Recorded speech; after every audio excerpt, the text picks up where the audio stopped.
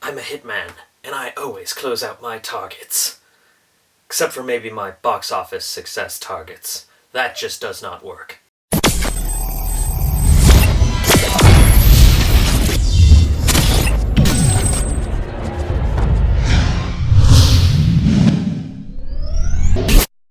Hitman, Agent 47.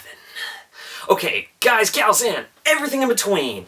Hitman Agent 47 is the reboot of the Hitman franchise that is a popular video game series that they tried to adapt to film. Back in like 2007, they tried it. It really failed miserably, so they were like, we see potential in this, because in all reality, Hitman is one of the more adaptable video game franchises. They're like, we're going to give it another shot, and we're going to try this again. So who'd they get? They got the guy who did A Good Day to Die Hard as the writer, Skip Woods, and some guy who I've never heard before direct it.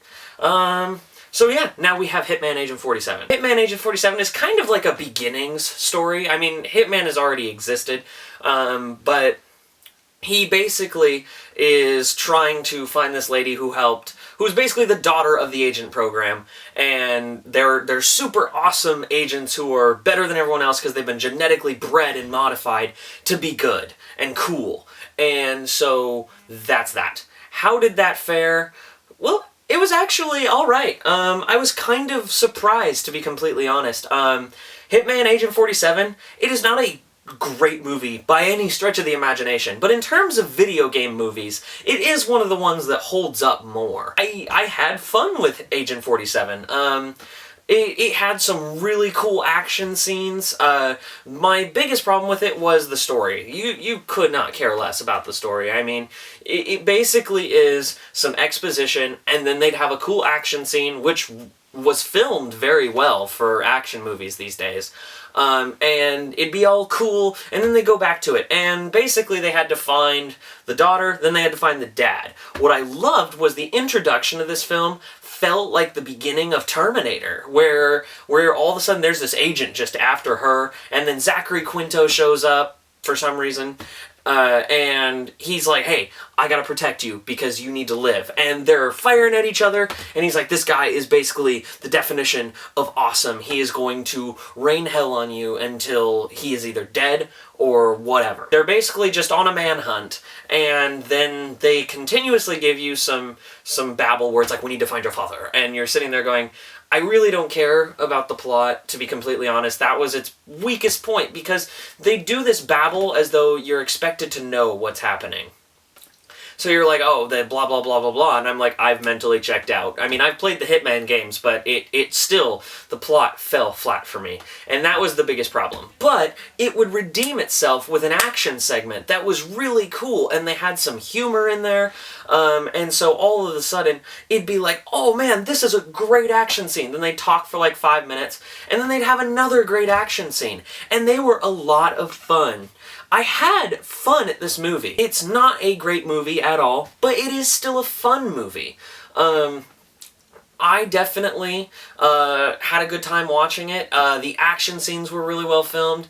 It was also really well shot. That's another thing I gotta say, is the shots were like, they had a lot of wide shots, they had some close-ups, but everything was like bright and felt really just stylized and like crystal clear. Like, I felt like this movie was extra well filmed. I don't know, man. The quality was stellar. The guy who played the Hitman, I do think Timothy Olyphant was a little better as the Hitman, but this movie was better than the original Hitman. It did improve on itself, which was kind of nice.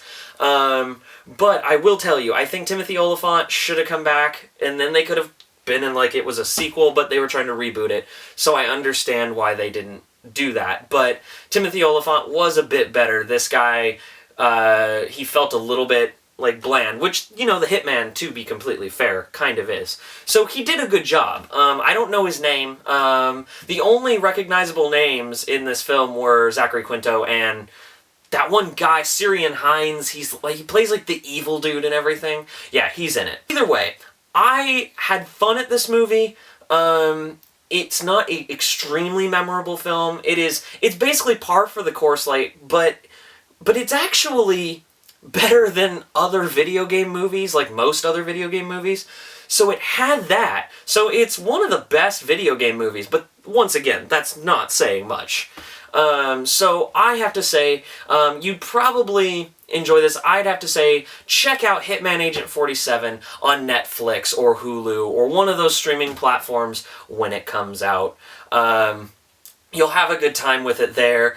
Just be like, oh man, that's on Netflix now. Click, I'll watch it, and be like, yeah, that was fun. You know, I played Clash of Clans on my phone during some of the segments, but then all of a sudden when the guns started getting discharged and saw the cool action scenes, I had fun. So it'd be a good night in kind of movie. So, did you guys watch even Hitman Agent 47? Did you like it? I want to know if you think it's the best video game movie adaptation to come out. And if not, which one do you think is? You can still say Mortal Kombat, yes, even though that one is kind of crappy. It's just a dorky kind of crappy. But what do you think is the best video game movie?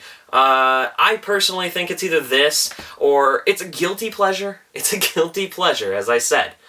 Doom. Because that movie is ridiculous. I mean, it's not a good movie, but it is ridiculous. And my friend and I can quote that movie for days. Okay, guys, I hope you like and subscribe. Have a good day.